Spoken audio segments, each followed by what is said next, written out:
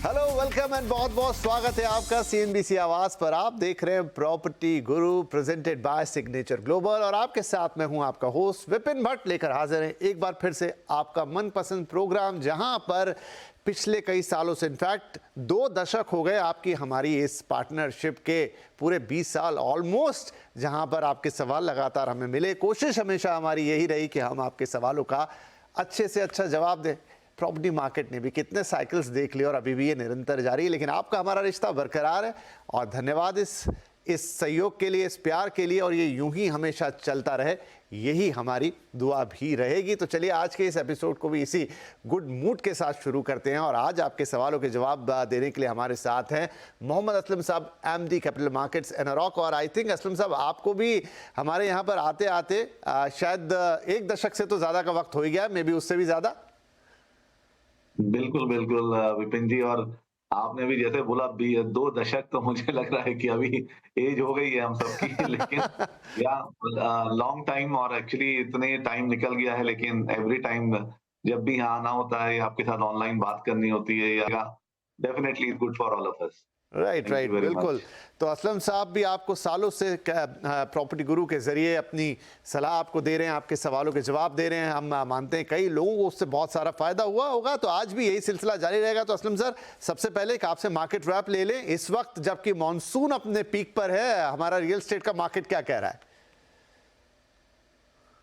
विपिन जी, like definitely हम लोगों ने हर वेदर को मतलब जैसा वेदर रहा है उसको हमने फेस किया है। इंडियन मार्केट की यही खूबी है। तो जो ट्रम्प साहब का जो सुबह सुबह उठ के उनको अचानक कुछ चेंज करने का आता है, उन्होंने जितना भी किया, लेकिन उसके बावजूद मैं कहता हूँ कि जिस तरह से इसकी अंदेशा था कि काफी इम्पैक्ट करेगा, लेकिन लोगों ने एक्चुअली, बिकॉज मैं कहता ही हूँ कि रियल एस्टेट में और अपनी इंडियन पॉपुलेशन ही इतनी है कि हमारे पास ही इतने डिमांड ऑलरेडी, अपना इंट्रिंसिक डिमांड इतनी है मार्केट की कि आपके हर प्रोडक्ट के लिए बायर्स हैं। और जिस तरह से भी, और एक्चुअली आप अगर आप देखिए, अब तो 1 साल होने को आ गया है। कभी यूक्रेन वॉर, कभी गल्फ वॉर, कभी मिडल ईस्ट में जो भी डिस्टर्बेंस थे, और अब ये टैरिफ। लेकिन उसके अलावा भी हम लोग ये सारा का सारा जितने भी है इसको, वेदर को, या जितनी भी हम लोग ऐसे अंदेशे हैं उसको अच्छी तरह हम फेस कर रहे हैं, और मार्केट अपने पेस पे चल रहा है। मैं ये तो नहीं कहूंगा कि अभी मार्केट वैसा है जो हम लोग 1 डेढ़ साल पहले देख रहे थे, लेकिन हाँ, लेकिन जिस तरह से एक्सपेक्टेड था, या इन सब इवेंट्स के चलते हुए ऐसा लग रहा था कि इट विल स्लो डाउन, उस तरह का भी स्लो डाउन नहीं मिल रहा है। क्योंकि डेफिनेटली अगर आप कंपेयर करेंगे year on year last year से और अभी का मार्केट, सेम क्वार्टर 2 में, तो मार्केट्स में जो सेल्स है वो डाउन है, जितनी पिछले साल थी उससे डेफिनिटली डाउन है। लेकिन अगर उसके साथ अगर आप पॉजिटिव देखेंगे तो वैल्यू अप है। तो वो एक तरीके से दिखाता है कि प्राइसेस एक्चुअली बढ़ रहे हैं, और उसका सीधा-सीधा तरीका ये है कि लोगों की डिमांड जो है वो अभी more on higher luxury segment, या मिड सेगमेंट, या अपर मिड सेगमेंट की तरफ ज़्यादा है। उससे साथ-साथ ये भी दर्शाता है कि जो अफोर्डेबल है, जो अफोर्डेबल हाउसिंग जिसकी बहुत ज़्यादा ज़रूरत है अभी भी, मुझे लगता है वो इन सब चक्करों में थोड़ा-सा मार खा रहा है। क्योंकि डेवलपर्स विद हायर मार्जिन्स के चलते हुए, या हायर मार्जिन अचीव करने के लिए मोस्टली अपर मिडल क्लास को कैटर कर रहे हैं, और जो प्राइसिंग है वो 50 लाख से 1 करोड़ बहुत ही प्रेफर्ड है। जी। 1 करोड़ से 2 करोड़ लग्जरी में आ रहा है, और जो ये 40 लाख 35 लाख की जो एक मार्केट है, उस तरफ ध्यान कम है। तो अगर आप उसके भी अगर नंबर समझेंगे तो वो करीब 8 से 10% ईयर ऑन ईयर डाउन है। तो हम्म। ये एक कंसर्न का विषय है। वी वर होपिंग कि अभी जो आरबीआई ने जो रेट, अभी रेपो रेट अनचेंज रखा, उसमें उम्मीद थी कि इससे अगर और कम होता है तो उससे ultimately rate of interest for housing loan कम होंगे, और हो सकता है कि इस अफोर्डेबिलिटी वाले सेक्टर को भी थोड़ा बूस्ट मिलेगा, पर ऐसा नहीं हुआ। तो मुझे लगता है बस एक ये कंसर्न है। इसके अलावा सेल डेफिनिटली डाउन है, लेकिन जो एक सिलसिला है डेवलपर्स के अमंग्स लैंड बाय करने का, या लॉन्चेस का, या फिर आप कहें कि जो एक अल्टीमेट टेस्ट है कि जी। वॉक-इन्स ऑन द प्रोजेक्ट्स पे, वो निरंतर जारी है। डेफिनिटली डिसीजन थोड़े से डिलेड हो गए हैं, हम्म। और वो एक तरह के से जो ट्रम्प साहब का ये टैरिफ का जो शुरू हुआ था, तो उसमें जॉब्स की थोड़ी-सी, स्पेशली आईटी, जो एक तरह से मेजर ड्राइविंग फोर्स है रियल एस्टेट में ऑफ लास्ट 5, मतलब मैं कह सकता हूँ 1 डिकेड से या उससे भी ज़्यादा। तो हम्म। वो थोड़ा-सा एक क्वेश्चन मार्क था, तो उसके चलते भी एक रीज़न हो सकता है। बट मुझे लगता है चीज़ें इम्प्रूव हो रही हैं, इस चीज़ को अपने जिसे कहते हैं ना कि अपने उसमें लेके पब्लिक आगे बढ़ रही है। जी तो जी। मुझे लगता है आने वाले दिनों में अभी फेस्टिव सीज़न भी शुरू हो रहा है, we are just at the verge of it. तो फ्यूचर मुझे लगता है आने वाले 6 महीने में पता चलेगा कि हाउ द मार्केट गोइंग।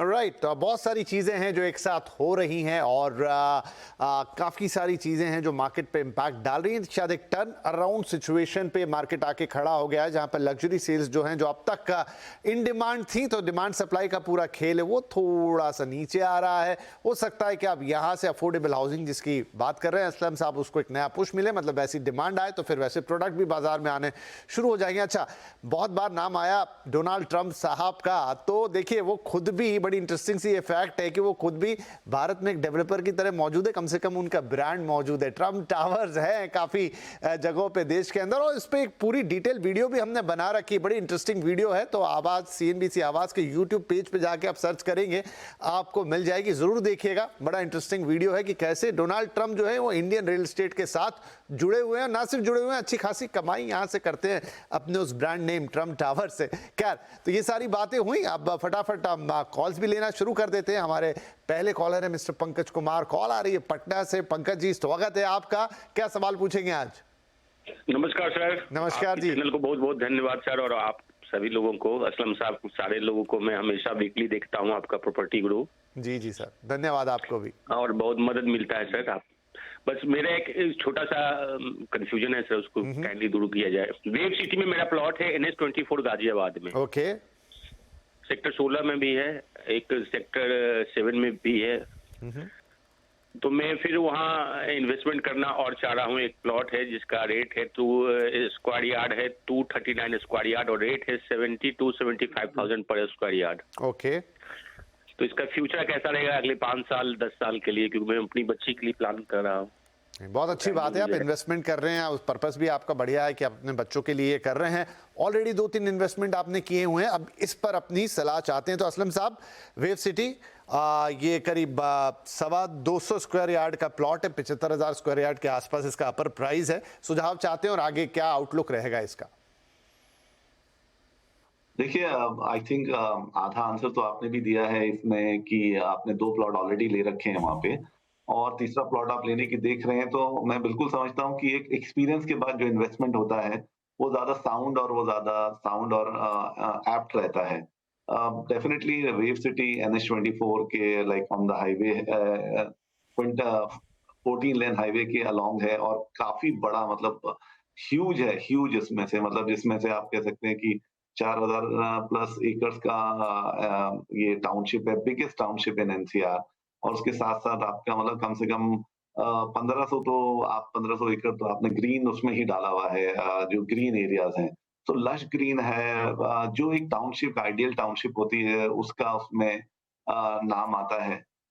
एक ही कंसर्न है, आई थिंक कुछ सेक्टर्स हैं जहाँ पे थोड़े से कंजेशन ज़्यादा है, डेंसिटी ज़्यादा है।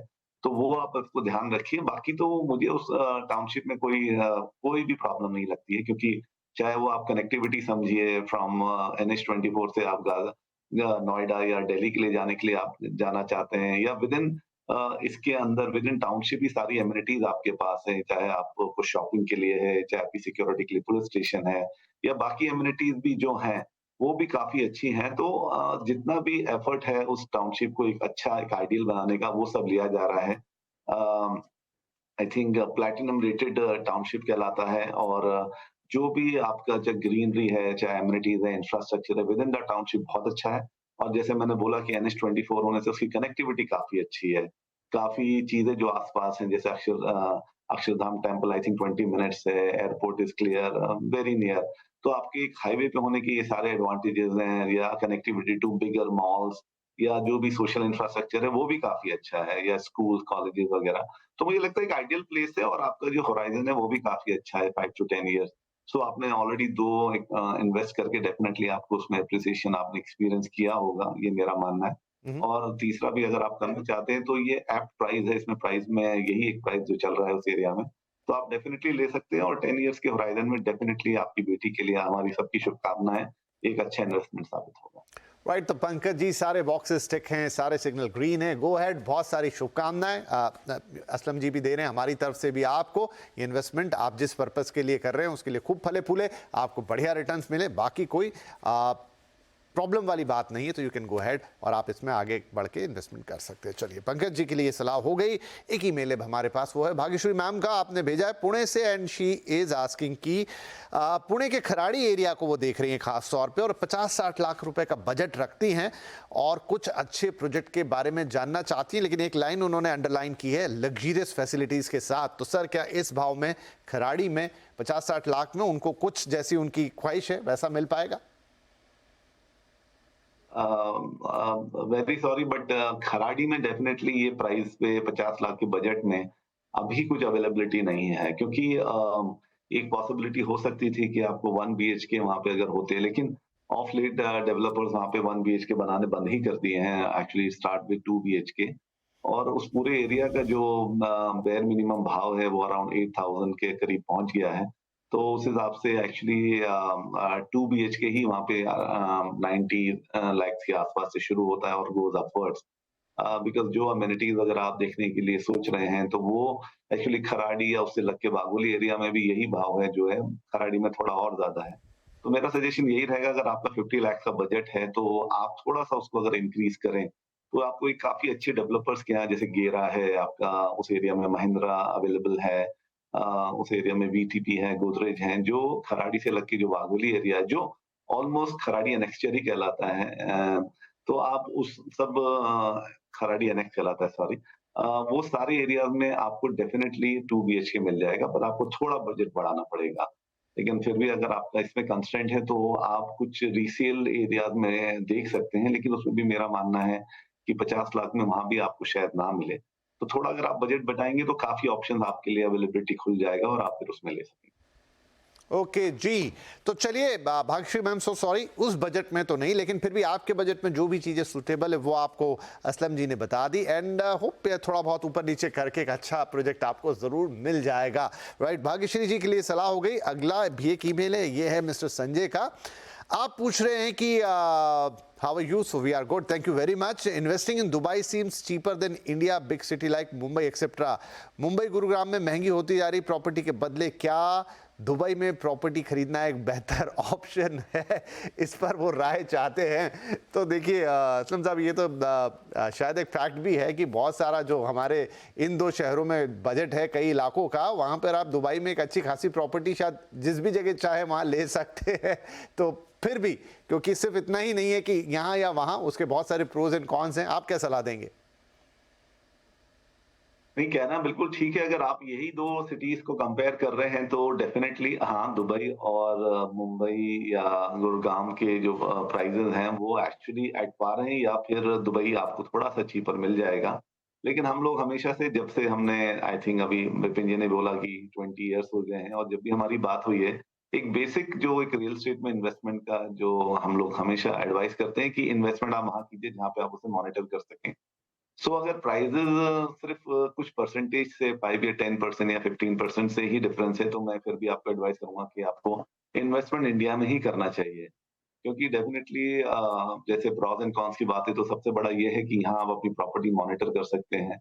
वहाँ स्पेशली अगर आप दुबई इतने ज्यादा फ्रीक्वेंट नहीं है या आप नहीं रहते हैं, तो एक आपको डिपेंडेंसी रहेगी किसी ना किसी की, फॉर एवरी टाइम अगर आप उसको रेंटल पे डालते हैं कुछ भी। इसके अलावा टैक्सेशन की काफी पेचीदा आई थिंक चीजें हैं जो आपको मैनेज करना पड़ेगा, कि अगर आप कल उसको बेच के पैसा वापस इंडिया में लाते हैं तो there is a whole lot of taxation. मैं इश्यूज नहीं कहूंगा क्योंकि ये तो अभी काफी आम हो गया है, लेकिन एक कम्बरसम या एक पूरा तरीका है जो आप बिल्कुल अवेयर होने चाहिए। और तीसरा यही है कि अगर आप उधर उसमें रेंटल में डाल रहे हैं और आपको इनकम आ रहा है, तो उस पे इनकम टैक्स के क्या क्लॉजेज है वो आपको देखना पड़ेगा। तो डेफिनेटली अगर प्योरली इस बारे में हम बात कर रहे हैं कि दुबई में थोड़ा सस्ता है और मुंबई या गुरुग्राम में महंगा है, तो वो बात आपकी सही है। लेकिन there are other cities also in India जहाँ पे अच्छे प्रोडक्ट्स अवेलेबल हैं और with good potential of upside. Poona हो, चाहे बैंगलोर हो, चाहे हैदराबाद हो, अहमदाबाद हो, आपका टायर 2 सिटीज आजकल काफी ज्यादा ग्रो कर रही हैं। तो आप वहां भी देख सकते हैं। तो अगर वैसा देखा जाए तो India is a very good destination for investment in real estate because appreciation काफी हो जाता है। रादर आपको उसको सिर्फ आपको आइडेंटिफाई करना है कि आप पैसा कहाँ डाल सकते हैं। बाकी ये अपनी पर्सनल चॉइस है कि मुझे दुबई में घर होना ही चाहिए तो डेफिनेटली, बट उसके प्रॉस एंड कॉन्स देख के ही आपको डिसीजन लेना चाहिए। चलिए जी, तो संजय जी, आई होप कि आपको वो क्लैरिटी आ गई। एक सवाल, एक बड़ा वाजिब सा सवाल है जो कई लोगों के मन में आता होगा कि उतने ही पैसे में वहाँ मिल रहा है तो वहाँ क्यों ना ले लें, लेकिन उसका एक छोटी सी बानगी आपको असलम साहब ने दे दी। लेकिन जैसा मैंने कहा कि एक लंबा ये सवाल है कि क्या इसके बदले हम वहाँ ले सकते हैं। बहुत सारी चीज़ें आपको देखनी होती है डिटेल में। वैसे हमने इस पर पहले कई बार बातचीत की, वो वीडियोज़ आप देख सकते हैं, नहीं तो एक बार और एक शो और कर देंगे आपके लिए।